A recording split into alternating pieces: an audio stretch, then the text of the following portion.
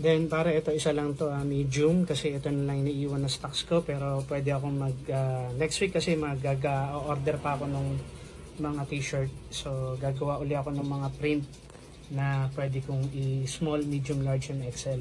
Isa lang to. Ito tatlo pare. Tatlo to. Isa, dalawa, tatlo. Tapos pare, baka magulat ka, ha? Ito na yung design niya, nasa likod. Yan. Nilagay ko sa likod. Makikita mo yung actual. So maganda siya tignan. Okay? To be continued. Then, ito, 2 piraso. Pare. Yan. Tapos yung manikin ko, kukuha ko na isa dito. Yan. 3 kasi to. Bigyan kita ng isa para meron ka dyan. Pero kung sakaling ayaw mo na at hindi na mag-online, okay, mag-online, hindi na tayo sa selling dyan sa bahay mo, pwede ko nang i-pull out. Pwede kong kuhain yung manikin. Pero hanggat gusto mo, nandyan lang yon para meron tayong sample. Ha?